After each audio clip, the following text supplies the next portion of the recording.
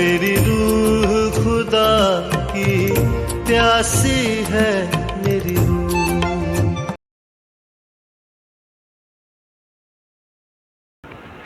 आजच्या भक्तीला आपण आरंभ करणार आहोत. या बुधवारच्या भक्तीमध्ये आपल्या सर्वांचे स्वागत आहे. परमेश्वर आपल्या सर्वांना आशीर्वाद देवो. परमेश्वर आपल्या सर्वांना आरोग्य देवो. परमेश्वर आपल्या सर्वांचे कल्याण करो. परमेश्वर आपल्या सर्वांचे अभिष्ट करो व परमेश्वराच्या तेच प्रकाश सदैव आपल्यावर पाडो आणि परमेश्वर सर्व कार्य आपल्या सिद्धीस नेवो. हीच माझी परमेश्वराकडे विनंती आहे. या आपण आजच्या या सायंकाळच्या मनचिंतनामध्ये आपण जाणार आहोत आणि आजची ही भक्ती किंवा आजच्या मनचिंतनामध्ये आपण जात असताना या भक्तीला आपण प्रार्थनापूर्वक आरंभ करूया. कारण परमेश्वर चांगला आहे, त्याची दया सनातन आहे. परमेश्वराचे उपकार स्मरण करा, कारण तो चांगला आहे, कारण त्याची दया सनातन आहे. देवा आपल्या सर्वांना आशीर्वाद देव. प्रार्थना करू व आजच्या भक्तीला आपण सुरुवात करूया. देवाळू परमेश्वरा, धन्यवाद देतो आजच्या दिवसाबद्दल. तुझ्या करुणेने तू आम्हावर दया केली आहे. तू तुझ्या सामर्थ्याने अद्भुत कृत्याने तू आम्हावर दया केली आहे. देवाळू परमेश्वर पिता, आज या सायंकाळी आम्ही सर्वजण तुझ्या वचनाचं मनचिंतन करण्यासाठी एकत्र जमलो आहोत. प्रभू, आजची भक्ती आराधना मी तुझ्या ते सोपत आहे. आजची आराधना, आजचे वचन मी तुझ्याकडे सोपत आहे. तुझ्या दासाला, त्याच्या कुटुंबाला व तुझ्या मंडळीला, म्हणजे त्या विश्वासनाच्या कुटुंबाला तुझ्या या पवित्र वचनाच्या द्वारे आज आशीर्वाद दे. या भक्तीच्या द्वारे आशीर्वाद दे अशी मी तुझ्यावर प्रार्थना करत आहे. आज आम्ही इथं तुझ्या पवित्र जन तुझ्या भक्ती करण्यासाठी, तुझे वचन ऐकण्यासाठी जमलो आहोत. प्रभू, प्रत्येकाला तू आशीर्वाद दे असं मी तुझ्याकडे प्रार्थना करत आहे. तुझं सत्य वचन प्रगट करतात. विश्वास आहे की तुमची प्रार्थना केली आहे. प्रार्थना तुझ्या केलं म्हणत आहे.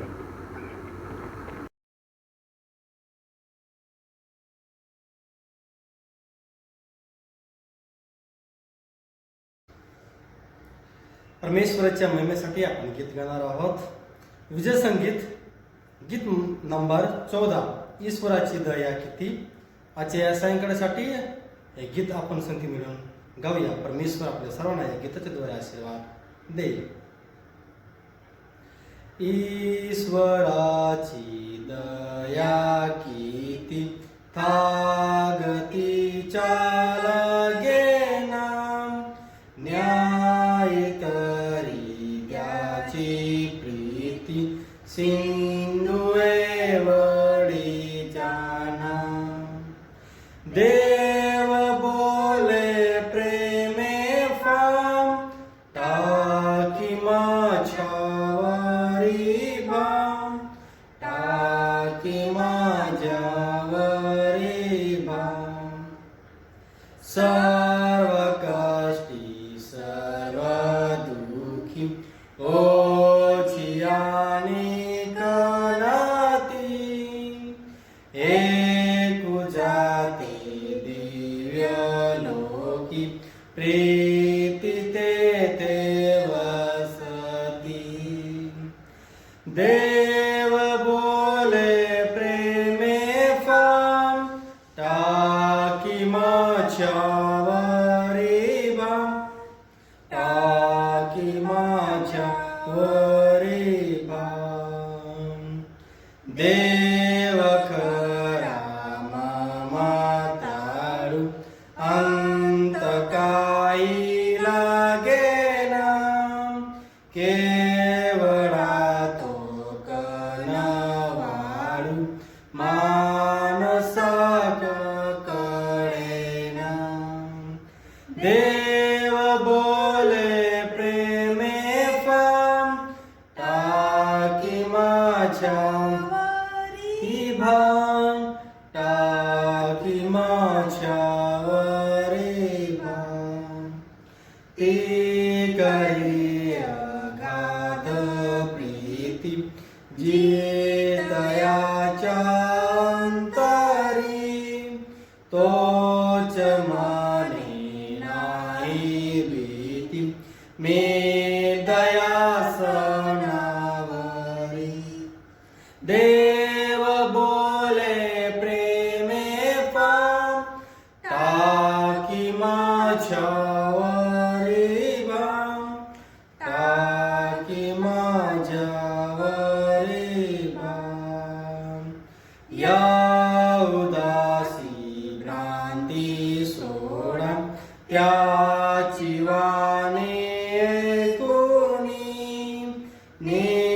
चलाती मैत्री जोड पूर्ण भाव ठेवूनी देव बोले प्रेमे फाम टाकी माझ्यावरी बाम टाकी माझ्यावरी बाम बापावरी टेकताना लेकरांना सुख पाम येशू पाशी राहताना हर्ष वाटतो अपार देव बोले प्रेमे फाम टाकी माझ्यावरी बाम टाकी माझ्यावरी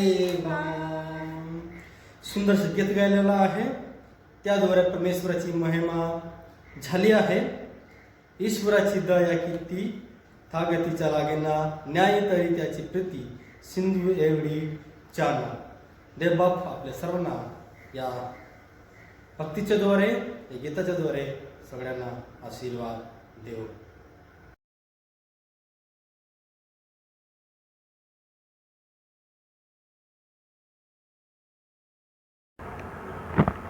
थोडक्यामध्ये आपण प्रार्थना करणार आहोत.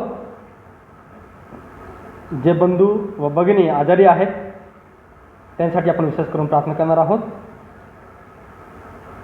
कोरोना हा आजार देशभरात पसरला आहे व याची लागण अनेक विश्वासणाऱ्यांना व जगातल्या व्यक्तींना लागला आहे. अनेक लोकांचा मृत्यू झाला आहे. अनेक लोक बरे होत आहे व अनेक लोक पॉझिटिव्ह निघत आहे. देव या सर्वांवर कृपा करो म्हणून आपण प्रार्थना करूया. परमेश्वर मंडळीतलं प्रत्येक विश्वासणारा आरोग्य देव. या जगातल्या प्रत्येक व्यक्तीला सुद्धा आरोग्य देव म्हणून आपण प्रार्थना करूया. आपण यावेळेस आणि येणाऱ्या वचनावर सुद्धा परमेश्वर आशीर्वाद देव म्हणून आपण प्रार्थना करूया. हे दयाळू कृपाळू कनवाळू परमेश्वरा, तू आमच्यावर दया कर, तू आमच्यावर कृपा कर. तुझ्या पवित्र वचनाचे जर तू आम्हाला सदैव धैर्य देतो, हिंमत देतोस. असे अनेक प्रकारचे आजार आमच्या जीवनामध्ये येतील तरी तू आम्हाला हिंमत देतोस. तू आमचा तारणारा परमेश्वर आहेस. तू आम्हाला रोगीमुक्त करणारा परमेश्वर आहेस. देव परमेश्वर पिता, आमचे बांधू किंवा म्हणजे तर विश्वासणारे अनेक जण बिमार आहेत, आजारी आहेत. सर्दी, खोकला, ताप, डोकेदुखी व अनेक प्रकारचे हातपाय दुखणे, पोट दुखणे, छाती दुखणे व अशा अनेक प्रकारचे आजार आहेत. हे देव परमेश्वर पिता, अनेक बंधू भगिनी आमच्याकडे तुझ्याकडे येतात प्रभू प्रार्थना करण्यासाठी. प्रभू त्यांच्या डोक्यावर तू हात ठेव, त्यांच्या आजारावर स्पर्श कर आणि त्यांच्या त्या आजारापासून त्यांना रोगमुक्त कर. अनेक विश्वास बंधू भगिनी या ठिकाणी येतात परमेश्वर. अनेक प्रकारच्या घरगुती समस्या, मानसिक तराक, अनेक प्रकारचे विचार त्यांच्या जीवनामध्ये असतात. ह्या परमेश्वर आम्ही प्रार्थना करत आहे. त्यांचे मानसिक आणि त्यांच्या घरगुती त्यांचे वैयक्तिक प्रश्न तू सोडव आणि त्यांचे सर्व मनोगत तू पूर्ण करत प्रार्थना करत आहे. तेवढं प्रमुख प्रार्थना करत आहे. कोविड आजाराने सगळं देशभर ग्रासून टाकलेलं आहे. मी प्रार्थना करीत आहे. देव परमेश्वर पिता, प्रत्येकावर कृपा कर, अनुग्रह कर. जितके बंधू भगिनी या कोविड-19 ग्रसित आहे, मी प्रार्थना करत आहे. त्यांना तो स्पर्श कर, त्यांना आरोग्य लाभू दे. या रोगापासून या जगाला मुक्त कर असं मी तुझ्याकडे प्रार्थना करत आहे. याद्वारे तू आम्हाला धडा शिकवला आहे की मनुष्य आणि मनुष्याच्या कारणामुळे या सर्व आजार उद्भवलेला आहे. तरीसुद्धा तू कृपा करतो. जेव्हा तुझे लोक पश्चाताप करतात, कबूल करतात, प्रभू आम्ही अपराधी आहोत, आमचे अपराध तू क्षमा कर. तू त्यावेळेस त्यांच्याकडे वळतोस आणि त्यांचे अपराध क्षमा करतोस. आज आम्ही तुझ्याकडे वळलो आहोत प्रभू. आमच्या अपराधामुळे या सर्व आजार निर्माण झालेला आहे. मी प्रार्थना करत आहे, हा आजार आमच्या देशातून, आमच्या लोकांमधून तू हा आजार दूर कर प्रार्थना करत आहे. तसं मी प्रार्थना करत आहे. मंडळीवर तुझा आशीर्वाद असू दे. म्हणजे विश्वासनावर तो आशीर्वाद प्रार्थना करीत आहे. येणाऱ्या वचनाच्या सुद्धा तो आशीर्वाद दे प्रार्थना करीत आहे. देवाडू परमेश्वरता हे तुझे पवित्र वचन आहे. त्याद्वारे तू सदैव आमच्याशी बोलतो म्हणून धन्यवाद. प्रार्थना ऐकल्याबद्दल धन्यवाद. प्रार्थना तुझं नकेल म्हणून काय. आमेन.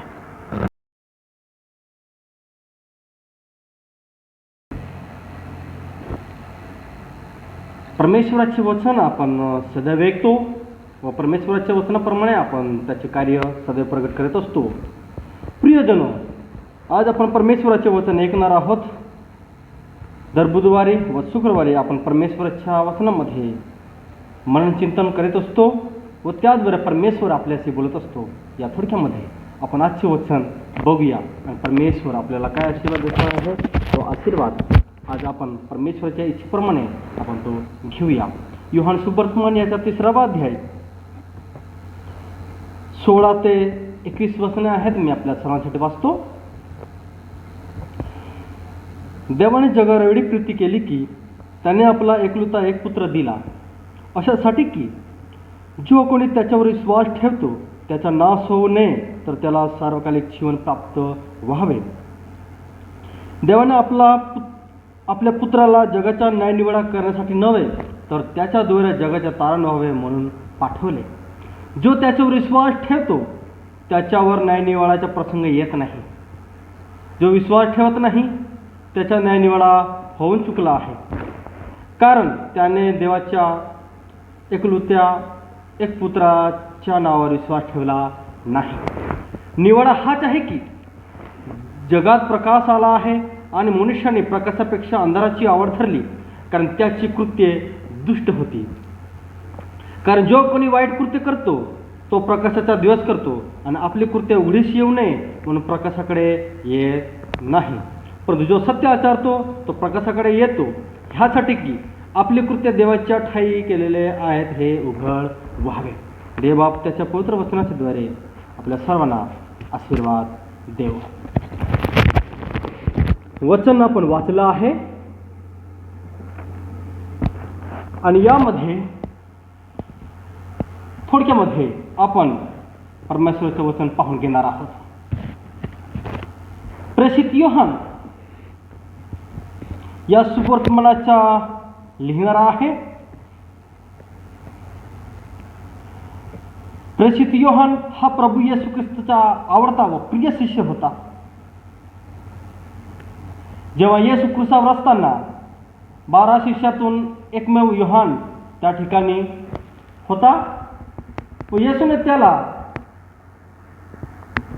व त्याच्या आईला म्हटले, बाई हा तुझा मुलगा. त्यापासून तो तिचा मुलगा झाला व त्याने येशूच्या आईला सांभाळलं. योहान हा फक्त एकमेव असा शिष्य ज्याचा मृत्यू नॉर्मल झाला आणि योहान हाच एकमेव शिष्य ज्याला येशूने त्याचे शेवटचे प्रगटीकरण दिले.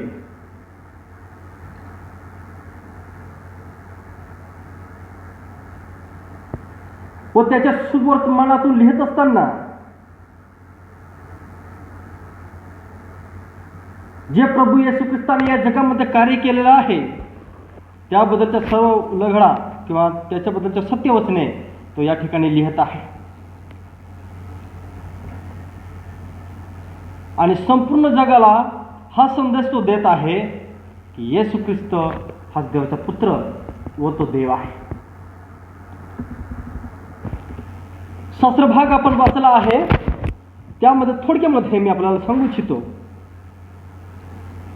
की जे वचन प्रभू येशू ख्रिस्ताच्या मुखातून निघालेले आहे तेच वचने त्याने या जगाला सुद्धा प्रगट केलेलं आहे. जे वचन परमेश्वराने दिलं तेच वचन त्याने या जगाला सुद्धा लिहून दिलं. जे प्रभूने त्यांना स्वतःला दिलं त्यांच्या जीवनामध्ये त्यांच्या अंतःकरणामध्ये परमेश्वराने जे कार्य केलेलं आहे तेच कार्याचा उलगडा आज आपल्यासाठी सुद्धा तो ठेवून गेलेला आहे. यामध्ये जे वचन वाचलेलं आहे संडे स्कूलमध्ये सर्वात प्रचलित असं वचन आहे योहान 3:16. काय हे फक्त संडे स्कूल लेकरांसाठी हे वचन आहे का? नाही. प्रियजनो, या जगात असणाऱ्या प्रत्येक व्यक्तीसाठी हे वचन आहे. यामध्ये या गोष्टी आपल्याला बघायला भेटत आहे.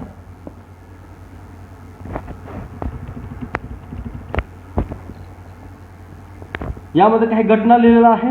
देवाने जगावर प्रीती केलेली आहे, आपला एकलौता एक पुत्र दिलेला आहे व सार्वकालिक जीवन जो त्याच्या रिसर्ट त्याला मिळणार आहे. देवाने आपल्या पुत्राला या जगामध्ये न्यायनिवाडा करण्यासाठी नव्हे तर त्या जगाचे तारण व्हावे म्हणून पाठवण्यात आलेलं आहे. ज्याने त्याच्यावर विश्वास ठेवला आहे त्याचे उद्धार झालेला आहे आणि ज्याने त्याचा विश्वास ठेवला नाही त्याचा न्यायनिवाडा अगोदरच होऊन चुकलेला आहे. काय की जो सत्यामध्ये येतो तो प्रकाश, त्याच्या जीवनामध्ये प्रकाश असतो व तो प्रकाशाकडे येतो, पण ज्याचे जीवन दुष्टतेने भरलेलं आहे तो प्रकाशाकडे येत नाही.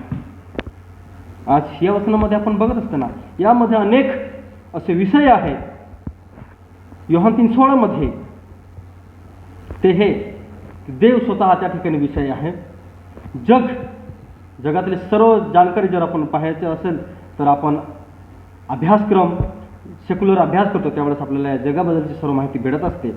तसंच पवित्रशास्त्रासुद्धा या जगाबद्दलची सर्व घटनेचा वर्णन प्रकट करीत आहे. पवित्रशास्त्रामध्ये देवाची प्रीती, देव कसा आहे, तो प्रेमाळू आहे, त्याचं वर्णनसुद्धा या ठिकाणी आहे. देवाच्या गुणांबद्दल या ठिकाणी वर्णन आहे.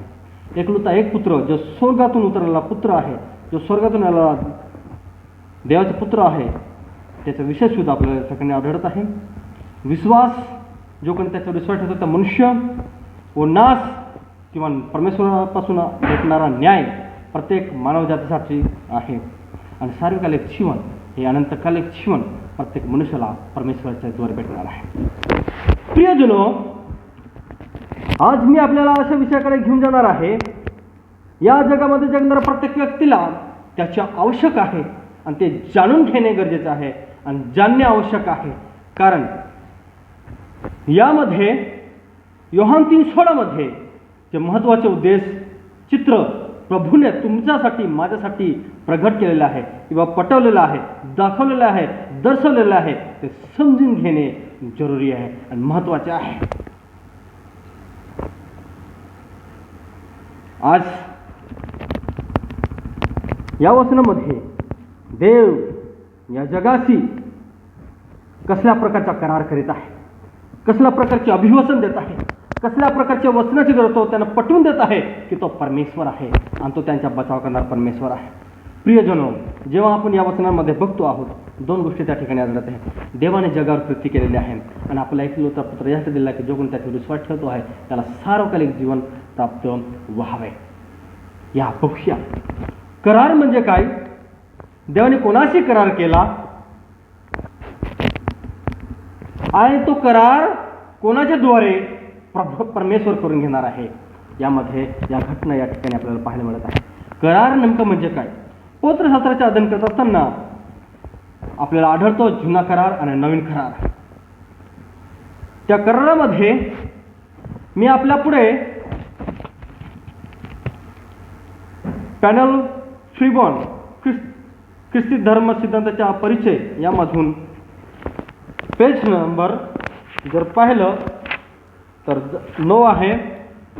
त्यामध्ये पवित्रशास्त्राबद्दल जी व्याख्या त्या ठिकाणी दिलेली आहे त्यामध्ये करार म्हणजे काय त्याचा उल्लेख त्या ठिकाणी केलेला आहे.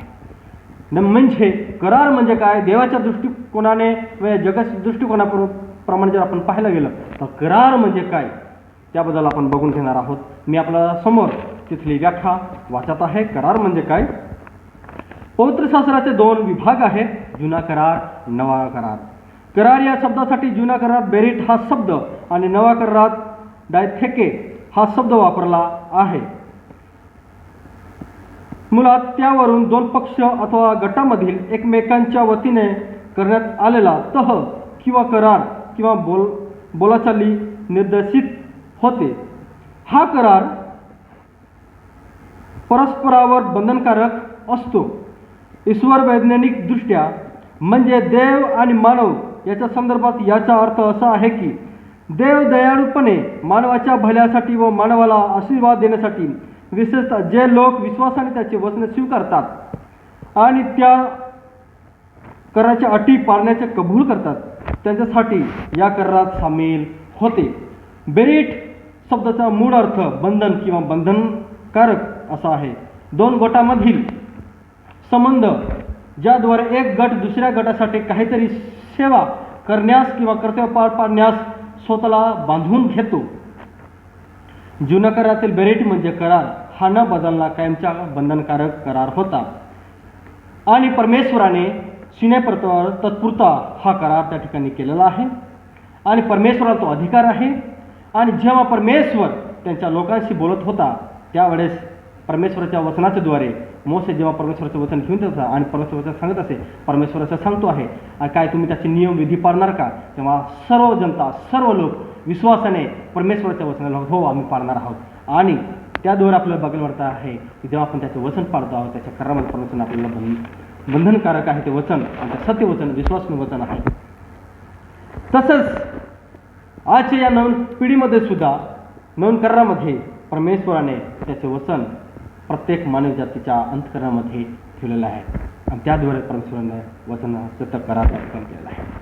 जुन्या करारामध्ये परमेश्वराने इस्रायल लोकांना करार केला, तसंच आज जितके हे जन परमेश्वरावर विश्वास ठेवत आहेत त्यांच्या जीवनामध्ये त्यांच्या अंतकरणामध्ये परमेश्वराने करार केलेला आहे. जसा इस्रायल लोकांबरोबर केलेला आहे तसंच आजच्या परराष्ट्रीय लोकांबरोबर परमेश्वराने करार केलेला आहे. यामध्ये आपण बघतो आहोत हा करार देवाने स्वतः देवपुत्राच्या द्वारे केलेला आहे. दोन गोष्टी आपण या शास्त्र भागामध्ये बघणार आहोत की देवाने कसा करार केलेला आहे. पहिला मुद्दा या ठिकाणी असा आहे, तो पाहूया.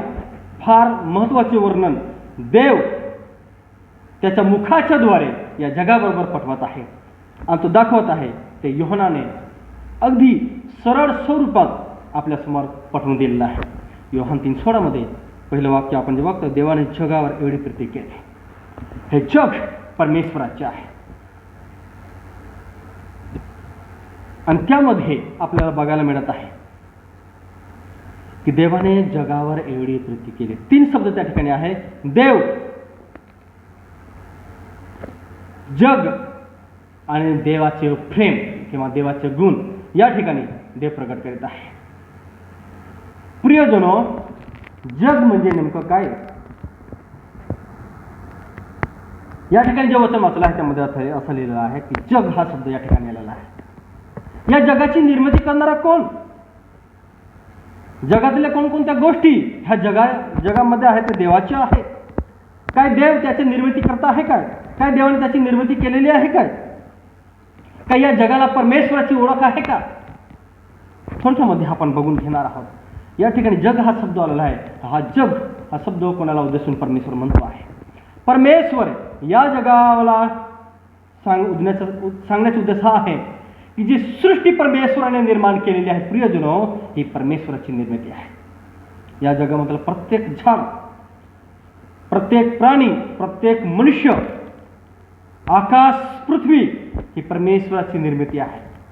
ह्या पृथ्वीला, या मनुष्याला परमेश्वराने जेव्हा निर्मिती केली तेव्हा परमेश्वराने सांगितलं हे चांगलं आहे आणि परमेश्वराने त्या पृथ्वीला, त्या मनुष्याला, त्या प्राण्यांना आशीर्वाद दिलेला आहे. उंच पर्वत, जगाच्या 4 दिशा, यात असलेले झाडे झुडपे, सर्व प्रकारचे प्राणी, समुद्र, पृथ्वी व आकाशात उडणारे पक्षी, आकाश, पृथ्वी, चंद्र, तारे, सूर्य, दिवस, रात्र व मनुष्य ही सर्व परमेश्वराची निर्मिती आहे असं पवित्र शास्त्र या गोष्टीचा पुरावा देतो. या गोष्टीचा पुरावा उत्पत्ती याचा 1 अध्याय 2 अध्यायामध्ये आपल्याला आढळतो. प्रियजनो, परमेश्वराचे वचन सत्य आहे. या जगाची याबद्दल आपण या ठिकाणी वाचत असताना संपूर्ण जग हा जे परमेश्वराची आहे. तर आज महत्त्वाची गोष्ट आपल्याला माझ्या सांगण्याचा हेतू आहे, काय आज मनुष्याला किंवा या जगाला परमेश्वराची ओळख आहे का? होय, आहे. जगाच्या निर्मितीपासून जगाला ठाऊक आहे की देव आहे आणि जगाने त्याची निर्मिती केलेली आहे. कारण की प्रत्येक मनुष्याच्या विचारामध्ये, सत्सत विवेक बुद्धीमध्ये हा विचार आहे की देव आहे. त्याच्या मुखातून तो कबूल करतो की परमेश्वर सृष्टी निर्माण करणारा आहे. या जगामध्ये विविध जाती राहतात, भाषा बोलणारे लोक राहतात, धर्माचे लोक राहतात आणि काही नास्तिक आहेत जे परमेश्वरावर विश्वास ठेवत नाही.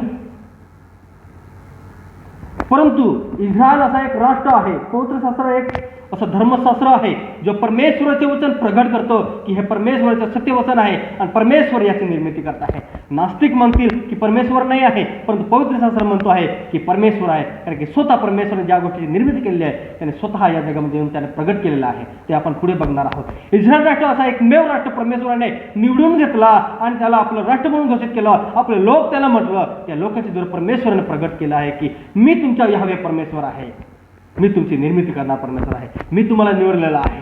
आज हा इतिहास कोणी रद्द करू शकत नाही, कोणी मिटवू शकत नाही, कारण की परमेश्वराने त्या लोकांशी करार केलेला आहे. तसंच आज या जगामध्ये आपण बघत असताना परमेश्वराने या जगावर कशा प्रकारे त्याची प्रीती प्रकट केलेली आहे, या जगाची कशी निवड केलेली आहे, या जगाची कशी निर्मिती केलेली आहे, या पवित्रशास्त्रामध्ये आपल्याला बघत आहे.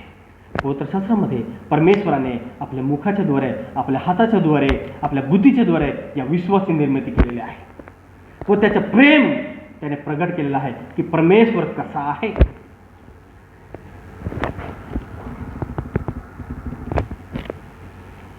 प्रियजनो, देव कसा आहे याबद्दल जर आपण बघतो, देवाच्या वचनाच्या द्वारे परमेश्वर आपल्याला प्रगट करत आहे की देव कसा आहे. स्तोत्रसंहिता 116:5 मध्ये असं लिहिलेलं आहे. मी आपल्यासाठी वाचतो आहे. 116:5 आणि पुढे असं, परमेश्वर कृपाळू व न्यायी आहे, आमचा देव कनवाळू आहे. परमेश्वर भोळ्यांचे रक्षण करतो. मी दीन अवस्थेत होतो तेव्हा त्याने माझा उद्धार केला. हे माझ्या जीवा, तू आपल्या विश्रामस्थानी परत ये, कारण परमेश्वराने तुझ्यावर पुष्कळ उपकार केलेले आहे. या ठिकाणी आपण जे वचन वाचलेलं आहे, परमेश्वर कसा आहे तर परमेश्वर प्रेमाळू आहे, दयाळू आहे, न्यायी आहे, कनवाळू आहे. तो नीतिमत्व आहे, कारण तो खरा न्याय करणारा असा परमेश्वर आहे. त्याच्यामध्ये नीती जीवन आहे, पवित्र जीवन आहे व विश्वासूपणा जीवन आहे. त्याने आपल्या लोकांना प्रगट या ठिकाणी केलेलं आहे. योहान 3:16 देवाने जगावर प्रीती केली आहे, कारण की विश्वाची निर्मिती करणारा परमेश्वर आहे आणि त्या विश्वाला परमेश्वर उद्देशून सांगतो आहे आणि परमेश्वर पटवतो आहे, मी तुमची निर्मिती करणारा परमेश्वर आहे. या ठिकाणी स्तोत्रसंहिता 19 असं लिहिलेलं आहे, आकाश देवाची महिमा वर्णते, कारण ती त्याच्या सामर्थ्याने व बुद्धीने रचली गेलेली आहे. अंतरिक्ष त्याची हस्तकृती करते, कारण सृष्टी ही त्याची हाताची निर्मिती आहे व त्याची निर्मिती त्याची वाणी सदैव ऐकते. मनुष्य हा देवाच्या स्वरूपाचा आहे, कारण देवाने त्याच्या स्वतःचा प्राण त्याच्या नाकपुड्यात फुकून त्याला जीवधारी प्राणी असं बनवलेला आहे. तेव्हापासून तो जीवधारी प्राणी झाला, कारण की देवाने त्याच्या मुखामध्ये, नाकपुड्यामध्ये स्वतःचा प्राण फुकला. तेव्हापासून तो जीवधारी असा प्राणी झाला. प्रियजनो, देव या जगावर प्रीती करतो आहे. मनुष्य आपल्या चुकांमुळे आपल्या जीवनामधून देवापासून दूर झालेला आहे.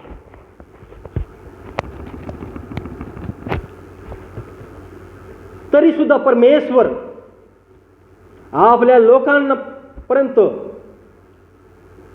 देवी सामर्थ्याने, देवाची उपस्थितीने, देवदूताच्या स्वरूपात, देवदूताच्या द्वारे किंवा भविष्यवक्त्याच्या द्वारे त्याच्या वचनाचा प्रसार सदैव तो करीत आलेला आहे. आणि त्याने हे पटवलं आहे की मी जिवंत परमेश्वर आहे, मी अनंतकालिक परमेश्वर आहे, मी सर्वज्ञानी सर्वव्यापी परमेश्वर आहे, मी दयाळू कृपाळू ममताळू परमेश्वर आहे, या विश्वासी निर्मिती करणारा परमेश्वर आहे. तसंच हा जग, या जगात असणारा प्रत्येक व्यक्ती ही परमेश्वराची निर्मिती आहे. म्हणून परमेश्वराची इच्छा ही होती की या जगाला प्रगट होणे. म्हणून परमेश्वराने सदैव मनुष्याबरोबर तो बोलत असे. आदमापासून आपण जर पाहिलं तर येशू ख्रिस्तापर्यंत परमेश्वर सदैव मनुष्याबरोबर बोलत आलेला आहे आणि त्याचे दैवत्व, त्याचे सामर्थ्य, त्याचे व्यक्तित्व त्याने सदैव प्रगट केलेलं आहे. कारण की इस्रायल लोकांचे अपराध परमेश्वराने क्षमा केले, त्याने कधी स्मरण केले नाही. परमेश्वराने इस्रायलचा न्याय केला, कारण की तो त्यांचा निर्माण करणारा परमेश्वर आहे, कारण त्याने व्यवस्था व नियम दिलेले आहे. आज या जगामध्ये प्रभू येशू ख्रिस्ताच्या द्वारे सुद्धा परमेश्वर आज आपल्याशी बोललेला आहे. त्याचे दैवत्व त्याने प्रगट केलेलं आहे, त्याचं प्रेम स्वरूप त्याने प्रगट केलेलं आहे. कारण की ही सर्वांसाठी हित आहे. परमेश्वर सगळ्यांचे हित पाहतो. परमेश्वर पक्षपात करत नाही. परमेश्वर सगळ्यांच्या सारखाच न्याय करतो. परमेश्वर सगळ्यांवर सारखंच जीवन किंवा त्याची ममता प्रगट करीत असतो. कारण की परमेश्वराचे वचन हे सत्य पूर्वा प्रगट करीत असतो. कारण की प्रभू येशू ख्रिस्ताने या जगामध्ये असताना यहुदी लोकांना सांगितलं आहे की तुमच्या जीवनामध्ये जर सत्य असणं गरजेचं आहे, तो प्रभू येशू ख्रिस्तावर विश्वास ठेवणे गरजेचं आहे. प्रियजनो, आज या ठिकाणी आपण जे वचन वाचलेलं आहे, परमेश्वर प्रेमाळू आहे, परमेश्वर कृपाळू आहे, परमेश्वर ममताळू आहे. या जगावर प्रीती करण्याचं कारण उद्देश परमेश्वर हा आहे. या विश्वाचा निर्माण करता परमेश्वर आहे.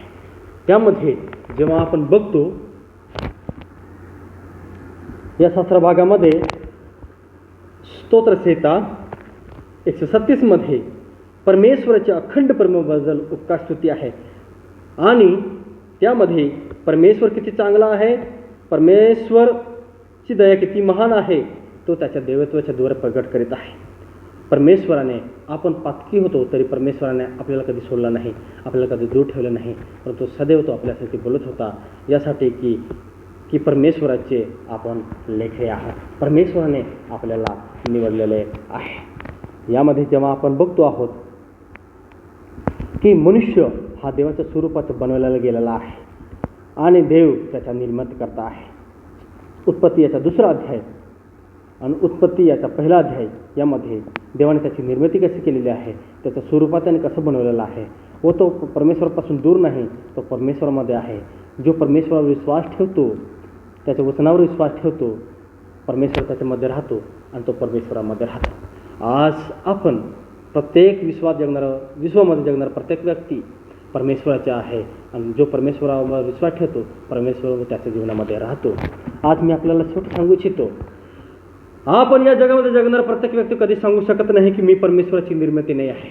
नास्तिक म्हणत असेल की परमेश्वर नाही तरी परमेश्वर आहे, कारण की त्याचा सतसत बुद्धी विचार त्याला प्रगट करतो की परमेश्वर माझ्या निर्मिती करता आहे. आपल्या आईवडिलांनी आपल्याला जन्म दिलेला आहे तेव्हा आपण त्यांना घोषित करतो की हे माझे वडील आहे. आणि तसेच प्रत्येक मनुष्य आत्म्याने जन्मलेला आहे. तो मनुष्य परमेश्वरावर विश्वास ठेवतो, तो परमेश्वरापासून जन्मलेला आहे. कारण की सुरुवातीचा आदम हा निर्माण केला गेला होता, आत्म्याप्रमाणे निर्माण केला गेलेला होता. देहाचं स्वरूप त्याला देण्यात आलेलं होतं, परंतु आत्म्याच्या द्वारे देवाच्या सामर्थ्याद्वारे तो निर्माण केला गेलेला होता. तसंच आजचा हा मनुष्य सुद्धा जन्मात आलेला आहे. जरी हा मनुष्य देहाच्या स्वरूपात जन्मलेला असेल तरी हा देवाच्या सामर्थ्याद्वारे जन्मास आलेला आहे. त्याद्वारे परमेश्वराचे गौरव महिमा होते की परमेश्वर जिवंत आहे. आज शेवटी मी आपल्याला सांगू इच्छितो, जग हा परमेश्वराचा आहे. जगातला मनुष्य, सृष्टी, वृक्ष, आकाश, चांद तारे हे सर्व परमेश्वराचे आहे. हे साक्ष देतात की परमेश्वर त्याची निर्मिती करता आहे. शेवटी मी आपल्याला सांगू इच्छितो, त्यामध्ये मनुष्य पातकी आहे म्हणून देव त्याच्यावर प्रेम करतो असे नाही, तर देव त्याच्या निर्माण करता आहे म्हणून तो प्रेम करतो. देव आपल्यावर विपुलतेने प्रेम करतो कारण देव प्रीती आहे. त्याच्यात पाप नाही, त्याच्यात द्वेष नाही, त्याच्यात पक्षपात नाही. निर्दोष निष्कलंक असा परमेश्वर, तो तुमच्या नामचा परमेश्वर आहे. तोच अखिल पृथ्वीचा परमेश्वर आहे. त्याच्या या प्रीतीने त्याने त्याच्या देवत्व प्रगट केलेला आहे आणि प्रगट हे केलं आहे की तो जिवंत आहे. तो आज पण तुमच्यावर माझ्यावर प्रीती करतो आणि ज्याने त्याच्यावर विश्वास ठेवला आहे त्या विश्वासाने त्याला नीतिमान व त्याला देवाची ओळख झालेली आहे. म्हणून परमेश्वर पातकी आहे म्हणून परमेश्वर त्याच्यावर प्रेम करत नाही, पण परमेश्वर यासाठी मनुष्यावर प्रीती करतो कारण की तो त्याची निर्मिती करणारा परमेश्वर आहे आणि त्याची निर्मिती त्याने केलेली आहे. दुसरी गोष्ट आज आपण बघणार आहोत, प्रियजनो, देवाने तुमच्यावर प्रीती केलेली आहे. देव तुमच्यावर प्रीती करतो.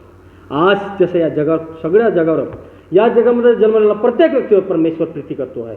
तो कोणत्याही जातीचा असो, कोणत्याही धर्माचा असो, कोणत्याही याचा असो, सगळं विश्वावर परमेश्वर प्रीती करतो. आकाश पृथ्वीवर परमेश्वर प्रीती करतो कारण ती त्याची रचना केलेली आहे.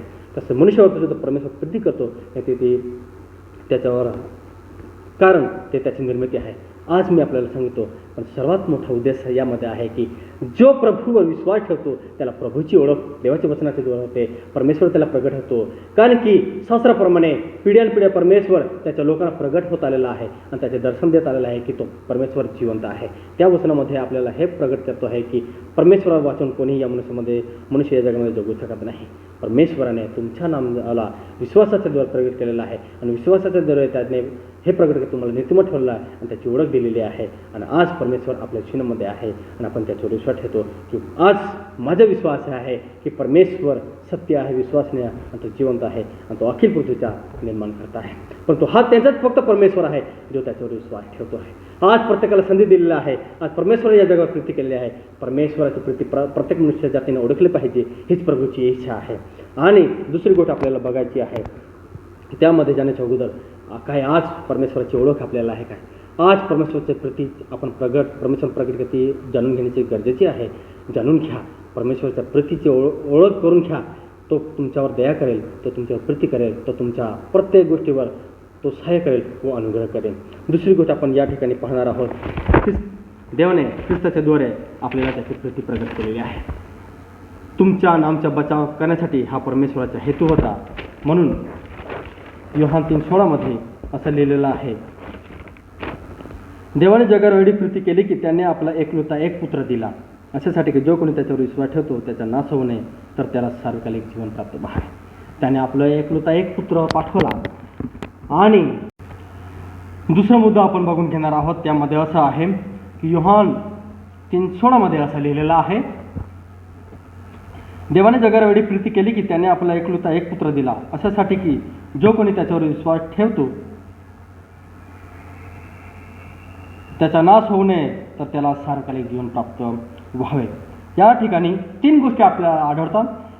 देवाने आपला एकलौता एक पुत्र पाठवला आहे, जो त्याच्यावर विश्वास ठेवतो त्याचा नाश नाही आहे, आणि जो त्याच्यावर विश्वास ठेवतो तर त्याला सार्वकालिक जीवन आहे.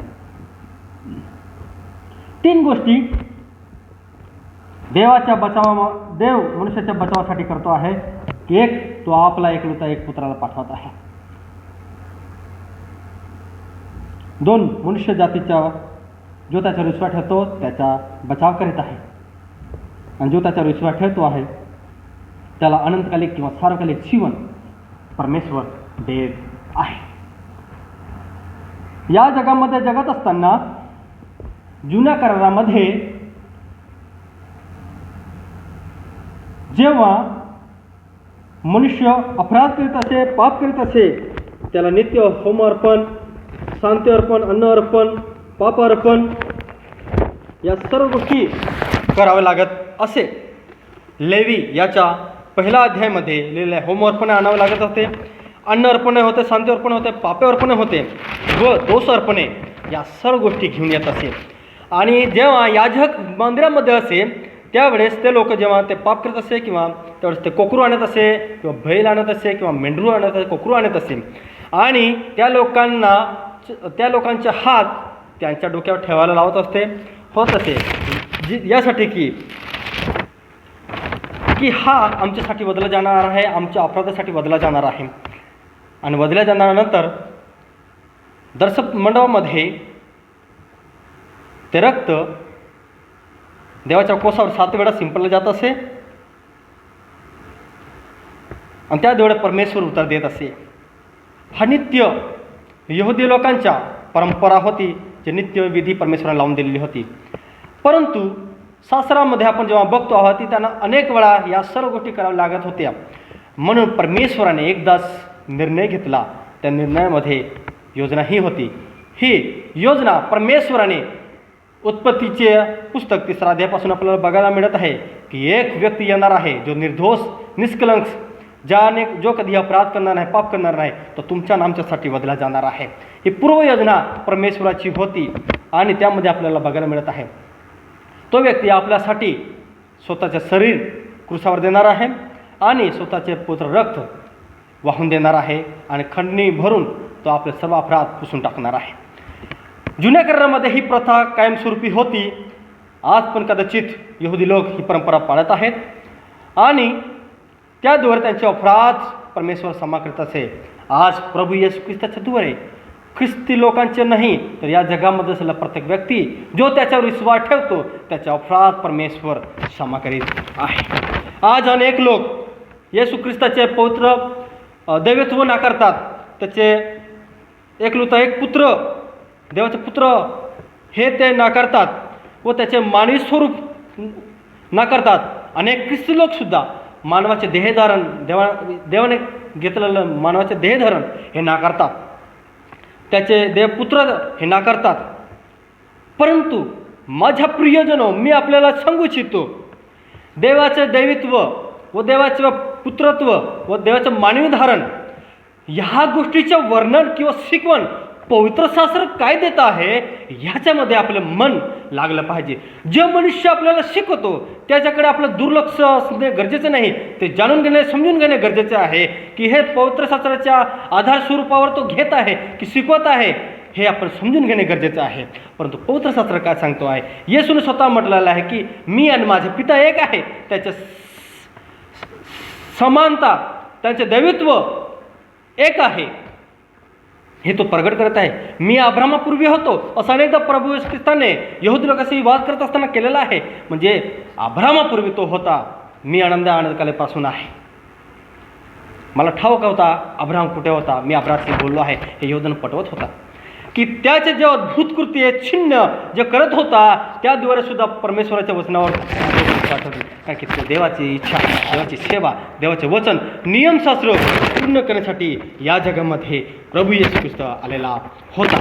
म्हणून देवाला मानवी स्वरूप धारण करणे अगत्य होतं. म्हणून देही शब्द झाला असे योहान सुवर्तमान 1:14 लिहिलं आहे. आणि ते अगत्य होतं आणि ते होणे गरजेचे होतं. आणि त्यामध्ये ही पुत्रताची संज्ञा ही जी आहे ही सार्वकालिक वंशाची आहे. अनेक लोक म्हणतात की ही संज्ञा, पुत्रत्वाची संज्ञा ही प्रभू येशू ख्रिस्ताच्या जीवनामध्ये जेव्हा त्याने मानवी स्वरूप धारण केलं त्यावेळेस झालेले आहे.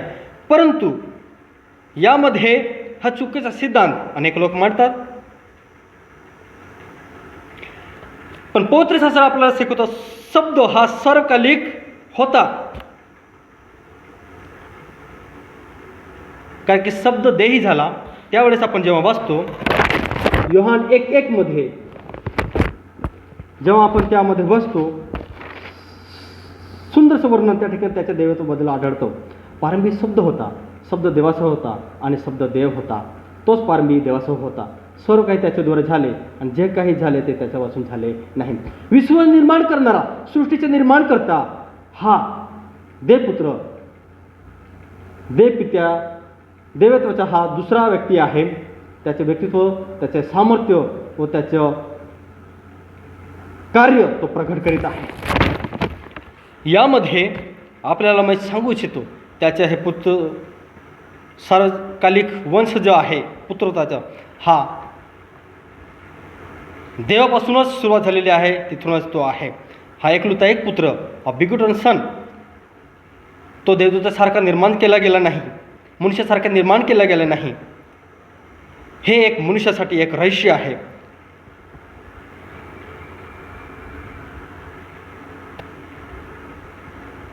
कारण मनुष्याच्या स्वरूपामध्ये जेव्हा प्रभू येशू ख्रिस्त जन्मास आला, जे भविष्यवाणी परमेश्वराबद्दल, प्रभू येशू ख्रिस्ताबद्दल सांगण्यात आलेलं ते पूर्ण होणं अगत्य होतं.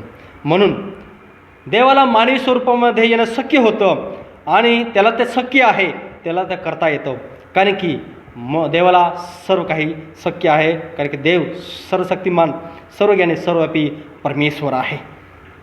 जेव्हा तो या जगामध्ये जन्म घेतलेला आहे त्यावेळेस त्याने आपल्या अपराधासाठी मानवी स्वरूपामध्ये आला, तरी त्याचे जीवन पवित्र, निर्दोष, निष्कलंक, कारण की त्याचा जन्म देवाच्या सामर्थ्याच्या द्वारे, पवित्र आत्म्याच्या द्वारे झालेला आहे. कारण की जो आत्म्याने जन्मलेला आहे तो व्यक्ती देवासारखा आहे. कारण की देव आत्मा आहे. म्हणून देव आत्मा या जगामध्ये मानवी स्वरूपामध्ये आला आणि तुमच्या आणि आमच्यासाठी त्या वधस्तंभावर त्याने आपला प्राण दिलेला आहे. जो कलह किंवा जी वैरता आपली प्रभूबरोबर, देवाबरोबर होती ती तोडण्यासाठी प्रभू येशू ख्रिस्ताला या जगामध्ये येणे अगत्य होतं. म्हणून प्रभू येशू ख्रिस्त या जगामध्ये जन्म घेतो. 100% देव होता, 100% तो मानव होता. आणि त्याच्या जीवनामध्ये अनेक साक्ष देण्यात आलेला आहे की हा खरोखर नीतिमान व्यक्ती होता. आणि पुनरुत्थान हा सर्वात मोठा धडा आहे किंवा विश्वासाचा विषय आहे. जो प्रभू येशू ख्रिस्त एकमेव मनुष्य जातीपासून जो जन्मास आलेला आहे तो पुनरुत्थान झालेला आहे. म्हणून मनुष्याला पापापासून वाचवण्यासाठी देवाने ही योजना केली. इच्छा होती परमेश्वराची ही की परमेश्वराने आपला एकलुता एक पुत्र या जगामध्ये पाठवला. योहान सुवर्तमान 1:10 असं लिहिलेलं आहे, ते मी आपल्यासाठी वाचतो आहे. 10 प्रीती म्हणावी तर हीच आपण देवावर प्रीती केली असं नाही, तर त्याने तुमच्या आमच्यावर प्रीती केली आहे आणि तुमच्या आमच्या पापामुळे प्रायश्चित व्हावे म्हणून स्वपुत्राला प्रभू पाठवले आहे. आणि यामध्ये जेव्हा आपण बघतो आहोत, पाठवण्याचे कारण हा एक की आपल्यामध्ये देवामध्ये जे वैरच स्थापलेलं होतं, जी आडभिंत होती पापाची, ती नष्ट करण्यासाठी ती पाडली. जेव्हा प्रभू येशू क्रिस्तावर होता, ती प्रभू येशू ख्रिस्ताच्याद्वारे पाडण्यात आलेली आहे. आपले वैर, देहाने जे वैर होतं ते नाहीसे प्रभू येशू ख्रिस्ताने देहाने केलेलं आहे, रक्ताने केलेलं आहे आणि खडीने भरून त्याने आपल्याला मोलाने विकत घेतलेलं आहे. व प्रभू येशू ख्रिस्ताने वधस्तंभावर आपले वैरभाव सबमिट करून आपले कायमस्वरूपी वैर आहे ते नष्ट केलेलं आहे.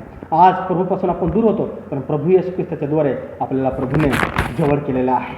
यामध्ये जो आपण गोष्ट पाहिलेला आहे ती एक आहे, देव लोकांचा बचाव येशू ख्रिस्ताच्या द्वारे करणार होता, कारण तो त्याच्यासाठी मनुष्याचं स्वरूप धारण करणार होता व त्याने मनुष्य स्वरूप धारण केले व या जगात त्याने जन्म घेतले आहे. त्याद्वारे त्याने आपल्याला त्याने प्रगट केलेला आहे की मनुष्य हा परमेश्वराची निर्मिती आहे. देव लोकांचा बचाव त्याच्या पुत्रावर विश्वास ठेवल्यावर करणार आहे. जो कोणी त्याच्यावर विश्वास ठेवतो त्याला करणार आहे, कारण की प्रभू येशू ख्रिस्त हाच मार्ग, सत्य, जीवन व पुनरुत्थान व जीवन देणारा हा आहे. जो त्याच्यावर विश्वास ठेवतो त्याला देव अनंतकालिक किंवा सार्वकालिक जीवन देणार आहे.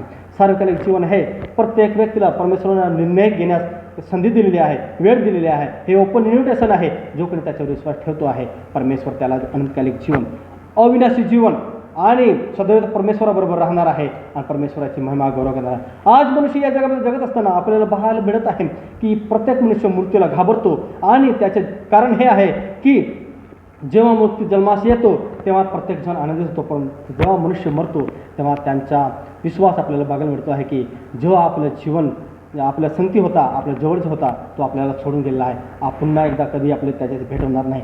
परंतु पवित्र शास्त्र आपल्याला सांगतो आहे की पुन्हा आपली भेट होणार आहे.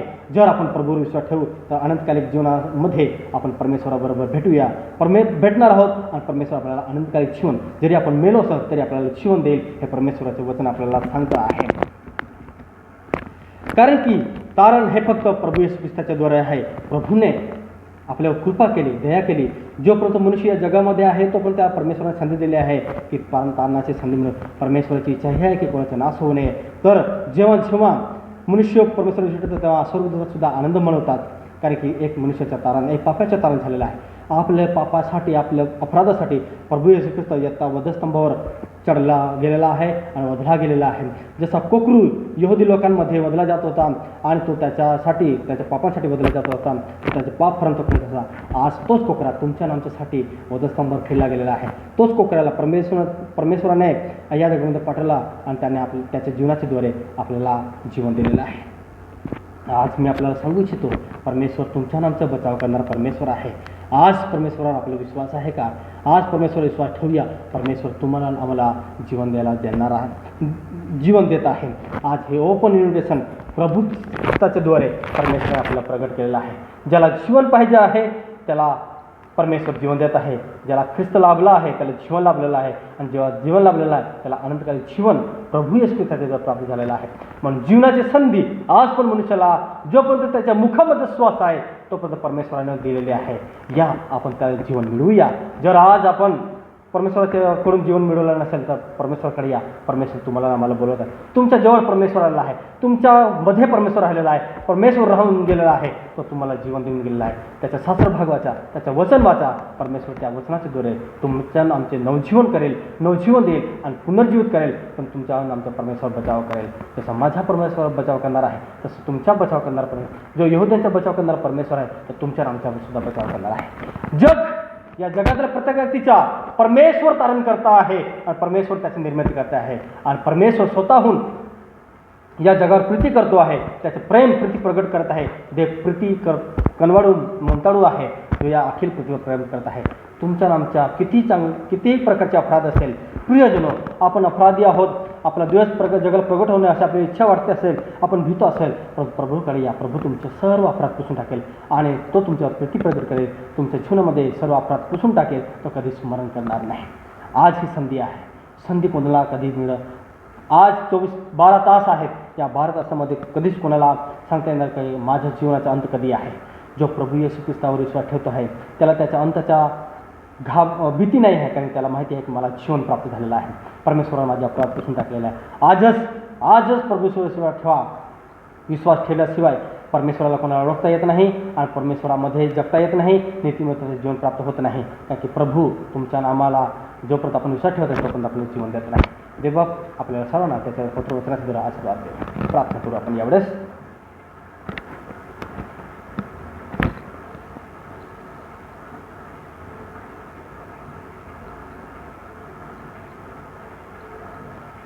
दयाळू परमेश्वर पिता, तुझ्या नावाला आम्ही धन्यवाद देत आहोत आजच्या या दिवसाबद्दल.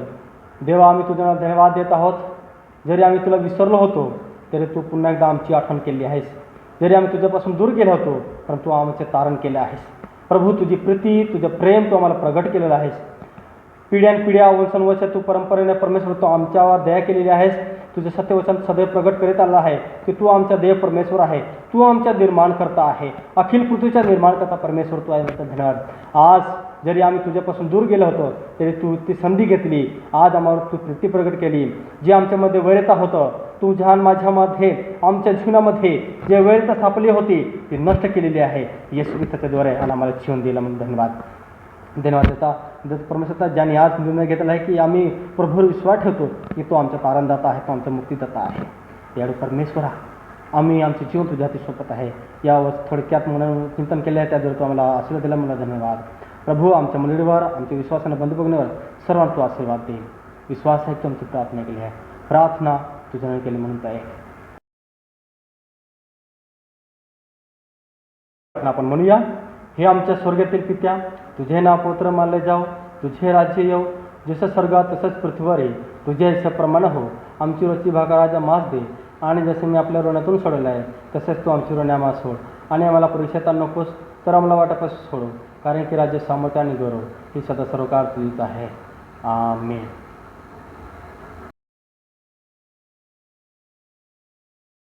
कृपा आणि पवित्र आत्माची गोड संगती इथे जमलेला प्रत्येक विश्वासणाबरोबर आता आणि सदा सर्व काळ असो. आमेन.